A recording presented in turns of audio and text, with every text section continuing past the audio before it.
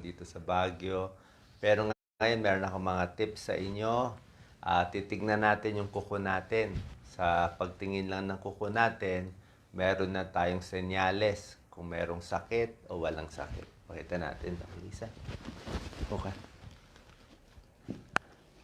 So, yan. Ilalayo ko lang konti ha. Kasi para hindi maka-offend. Minsan, pag medical ang topic, na-offend yung iba. Siyempre, hindi sanay makakita ng may sakit.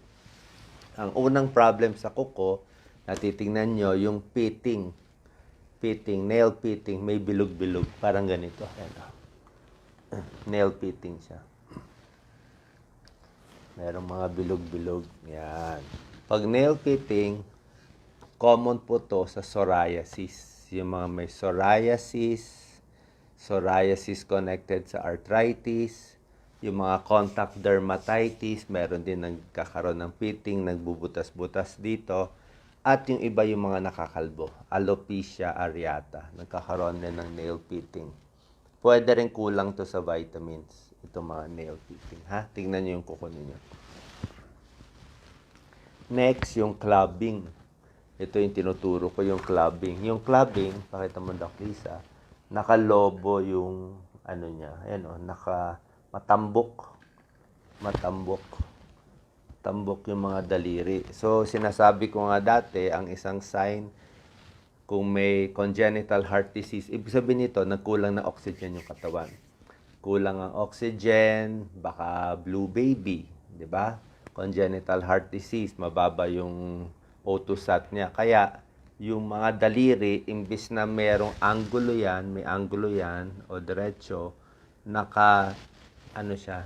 nakatambok. Parang ganito, tingnan nyo. Pakita mo, Doc Lisa. Ito may butas, di ba? Normal yan, try nyo. Ito may butas, di ba? Normal yan. Pag clubbing, walang butas. Wala kang makikitang butas tulad nito. So, pag may clubbing, lalo na ang mga baby, kulay blue pa yung mga daliri, congenital heart disease, blue baby, malamang ooperahan to pag mga blue baby. Pwede rin, kung matanda na nagka-clubbing, may problema sa baga, kulang oxygen. Palagyan natin, naninigarilyo, emphysema, o COPD, malalang sakit sa baga. Meron namang problema na tinatawag spooning. Yung kuko mo, parang lumulubog siya. No? Nakalubog yung gitna. Oh. Pwede ka nga maglagay ng tubig dyan. So, spooning. So, bakit nag-i-spoon? Yung mga nag-i-spoon, mga malnourished. Pwede pong malnourished. Pwedeng marupok nag-i-spoon siya. Pwedeng iron deficiency anemia. Sabihin anemic, ang daming bata anemic. Kulang sa karne na kinakain, kulang sa protina, mga babae anemic, malakas ang regla, mga buntis anemic, common sa Pilipinas. So, pag malala yan, pwede mag-spoon, lumulubog yung mga daliri. Yung mga may sakit sa puso, pwede rin mag-spooning ang daliri, ang kuko, pati yung hypothyroid. Ganito itsura, ha? Spooning. Next, terry snail. Ito. Ang terry snail, kung mapapansin nyo lang, maputi lang siya. Dapat puti, tapos pink. May puti 3/4 puti. So, tingnan nyo yung daliri nyo. Dapat ang daliri nyo, pink lahat. Hindi pwede may puti yung kalahati. So, bakit namumuti? Terry snails, minsan aging, nagkakaedad na. So, pag nagkakaedad, nagiging terry snails. Pwedeng may liver problem, pwedeng may heart failure or kidney failure. So, maraming possibilities. Liver, heart problem, kidney failure, or diabetes na hindi controlled. O baka nagkakaedad. Ganito, terry snail. So, namumuti. Namumuti siya. Next, ito ang tinatawag na ridge or bow snail. Ito may ridge. Ito, very interesting itong may ridge na ito. Ayan, nagkahiwa.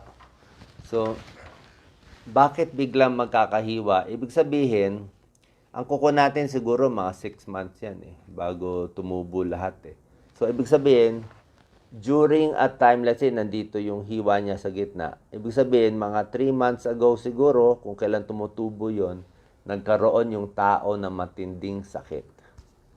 na ICU siya, na hospital siya, na aksidente siya, na chemotherapy siya kaya ayaw tumubo, nilagnat ng mataas na malala, o na COVID na malalang sakit. Anong serious illness? Pwedeng magkaroon ng ridge, yung parang hiwa, Bowes line, ang tawag doon, BEAU. Okay? Pwedeng diabetes, pwedeng may problema din sa peripheral artery disease, pero ibig sabihin, may matinding sakit. Kaya nga yung kuko nagkalinya. Actually, nakikita rin sa buhok yan. Sa buhok, minsan pag nagkalinya, ibig sabihin, nung nagkasakit ka kasi, pag matindi ang sakit mo, na ICU ka, hindi maganda tubo ng kuko, hindi maganda tubo ng buhok, kaya nagkaka-ridge. Yan, malalaman nyo. Parang, pareho to sa mga tree rings. Ako may botanist kasi ako mga tree rings. So pag ito ang puno, pag pinutol mo yung punong malaki, may mga ring, di ba? Bawat isang ring, isang taon yan. 1 year, 1 year. So bawat taon, ganyan nangyayari. So tingnan nyo tong punong to. Bakit meron siya biglang tumigas dito? Ang ibig sabihin kasi, ito may forest fire daw, nasunog yung lugar doon, nahirapan yung puno. Yan, o baka may scar dito, nahirapan siya. Diyan mo makita kung normal o hindi normal, spring or summer. Ganon din nangyari sa kuko natin pag may leaf. Okay, Doc Lisa. Next is nail separation. Yan, naghiwalay. Naghiwalay. Konting focus lang, Doc Lisa. Tama na. Nail separation. So, yung nail separation, dapat yung puti mo, dulo lang, no? Hindi ka napapansin, minsan pag nagkakaedad tayo, mas lumalaki yung puti, lalo na sa kuko. Sabi, nagse-separate. Diba? Bakit nagse-separate? Tawag dyan, medical term, onycholysis, nail separation. Pwedeng nasugat, na injury, pwedeng may infection sa kuko ng kamay o paa. Pwedeng sobra manicure. Baka naluto na, kaka-manicure, kaka-acetone, kung ano nung nilalagay nyo, papangit ang kuko eh. O, papangit ang kuko. Minsan kasi, pag na-injury mo na yan, pumangit na, tuloy-tuloy na yung pagkapangit eh. Pwede rin psoriasis, yung nail separation. Ito, kahit hindi mo na-focus, Doc Lisa. Yellow nails. Pag yellow nails, medyo nakakadiri ito. Nagkulay yellow, ibig sabihin, pwedeng fungal infection. Fungal infection, pwedeng sakit sa baga, respiratory disease, pwede rin bronchitis. Okay? Papacheck tayo sa derm. Sabihin, bumagal ang tubo. Okay. Ito, Doc Lisa, pwede mo focus. Maliliit lang naman eh. Brittle nails. Yan. Brittle. Baka kulang ka sa vitamins. Baka kulang vitamin A, vitamin C, kulang sa biotin, yan, brittle nails. Ito, tinuro ko na sa inyo, mga ridge, di ba, nagkasakit. Horizontal, ito, ridge. Ito, dark streak, may dugo po yan, dumugo. Okay, baka nasugat mo. Ito, maliit. Ingrown, ito na lang, Doc Lisa. Ingrown siya. Yan ang ingrown. Alam nyo naman ingrown, di ba? So, sa mga nang manicure, nagpe-pedicure, ha? Sa mga tumutulong, di ba? Sa mga pedicure, wag pong gagawing triangle to, bawal, ha? Pag tinriangle nyo yan, kawawa yung kuko natin.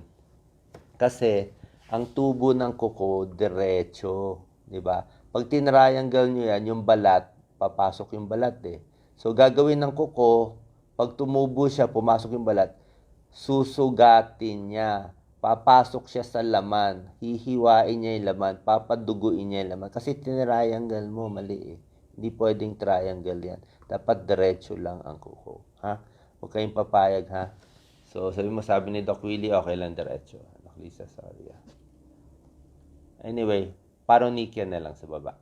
Paronychia na lang. Yan. Okay. Paronychia infection ito. Infection siya, namumula. Okay, that's it. So, pasensya na kayo, laptop. So, ang paronychia, common din yan, yung meron kang hangnail. Di ba yung mga bata, sa mga bata, may hangnail, may konting balat. Huwag niyong hihilahin. Kasi pag hinilan nyo yan, dapat hayaan nyo lang, ibaba nyo lang, pwede nyo lagyan ng alcohol. Minsan kasi napupul eh. So, pag hinilan nyo yan, magkakabutas, papasok ang bacteria, mga Staph aureus, tapos mamumula. Lalo na kung mahina immune system nyo, mamumula yan. So, pag namula yan, mamagana yan. Mga 2 to 3 months yan. Minsan, palaki ng palaki yung maga. Pumasok yung bacteria doon. So, ang treatment dyan, lagyan nyo ng betadine. Povidone iodine, kumuha ng bulak, lagyan ng povidone iodine, lagay dito, ibabad 3 times a day. Ako, minsan binababad ko 30 minutes eh. 30 minutes, 1 hour na dyan yung bulak. Nilalagay ko lang. Bulak na may betadine. Okay, sana po nakatulong tong video ko sa kuko lang. Actually, may bagong sign pa sa COVID. Sa COVID meron din. Sa COVID, pwede rin mga ridge or merong mga puti-puti na pahalang. Para siyang half moon shape. Yun ang isang ano nila sa COVID nails, yun ang nakikita nila.